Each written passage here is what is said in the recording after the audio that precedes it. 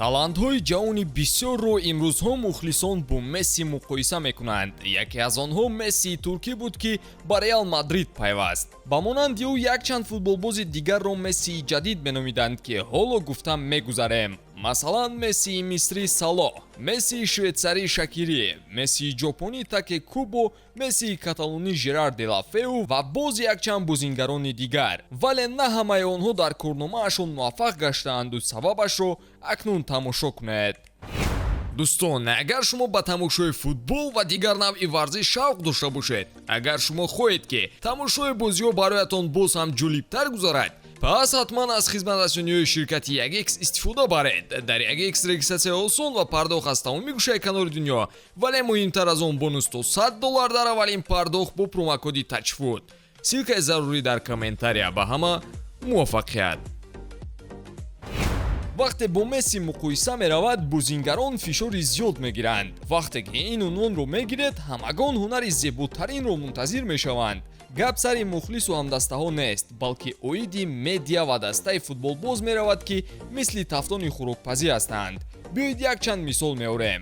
Боян Кркич, футболбози бо маҳорат, замоне Мессии ҷадид дар Барселона гуфта мешуд. ӯ ҳатто бо Месси бозӣ карда буд ва баъд ба дастаҳои дигар монанди Рома, Милан ва Аякс гузариш кард. Вале фишор болояш чунон зиёд буд, ки Кркич худро нороҳат ҳис мекард. Сабаби дигаре ки футболбоз бо қиёс бо Месси ба мушкилӣ дучор мешавад, ин диққати васоити ахбори омма аст. агар як нафарро дар хабаре бо Месси муқоиса кунанд, баъд бум! ҳамон замон футболбоз дар маркази диққат мешавад. баҳодиҳиҳо дигар хел мешаванд. рӯзноманигорон барои интервю навбат мегиранд ва акси футболбоз дар баннерҳои калон пайдо мешавад. ба ин Мессии индонезӣ Эди Мулана Викриро мисол меорем. вақте ӯро бо Лео муқоиса карданд, сенсатсияи калон гашт. бовар мекунед? пешниҳодҳо аз дастаҳои аврупоӣ барояш зиёд шуд, вале худи футболбоз ба ин то бовардан натавонист, зеро аз ҷиҳати физикӣ омодаи футболи аврупоӣ набуд. чӣ, барояш бохушӣ анҷом ёфт? Не, ин хел нашуд.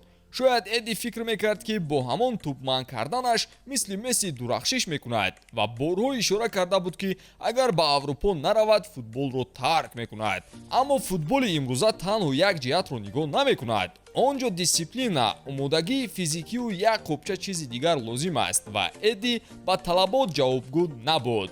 баъд чӣ шуд? ӯ орзуи аврупоии худро танҳо дар дастаҳои Словакия, Сеника ва Вион Миравча амалӣ карду халос. ҳатто дар он ҷо ҳам кораш ба хубӣ омад накард ва оқибат ӯ ҷуздонашро ҷамъ карда ба хонааш ба Индонезия омаду дар дастаи Дева Юнайтед футболро давом дод. акнун биёед ба онҳое менигарем, ки Месси навбатӣ буданро хеле мехостанд. Жердан Шакирӣ ва Жерар де ла Феу. ҳардуи онҳо дар дастаҳои хуб баромад мекарданд. Шакирӣ дар гигантҳои аврупоӣ мисли Бавария, Интер Милан, Ливерпул бозӣ мекарду Де ла Феу бошад дар Эвертон, Барселона, Милан ва Уотфорд. вале чизи муҳим ин аст, ки қудраташон ба сатҳи Месси баробар нашуд. Шакирӣ аксари вақтро берун аз майдон бо табобат мегузаронид ва вақтҳои сиҳатиаш бошад дар мусобиқаҳои сатҳи паст мегузаштанд. Де ла Феу ҳам дар корномааш орзуи формаи хуби варзишӣ доштанро мекард. охир бо ин аҳвол худро ба легендаи мисли Месси баробар кардан аҳмақӣ аст. дар ин сатҳ бозӣ кардан ҳатто зери сояи Месси ба касе маълум намешавад. бояд ки футболбоз хоҳиши малакаи беҳтар буданро кунад ва баъд худро ба касе баробар созад. боз нафароне буданд, ки шароити рақобат бо ситораҳои футболиро пайдо карда буданд, вале оқибат орзуяшон амалӣ нашуд. Салоҳ калиди муваффақияташро дар Англия пайдо кард, ҷое ки Месси худро насанҷидааст. боз Одегард ҳам аст, ки мисли клони Месси, вале шабеҳи Озил аст. ҳардуи онҳо ба таври дигар аз худ ном бароварданд, вале натиҷаҳои Леоро ҳатто чанд фоиз ҳам такрор накарданд. хулоса бисёр бозингароне, ки бо Месси муқоиса мешуданд, бо сабабҳои гуногун ноком гаштанд. он ҷо фишори зиёд, тоб навардан ба диққати расонаҳо ва мушкилот бо ҷароҳатҳо монеаи корашон мешуданд. агар навор ба шумо писанд омада бошад, ҳатман обуна шавед ва навори навбатиро мунтазир бошед. хайр дӯстон.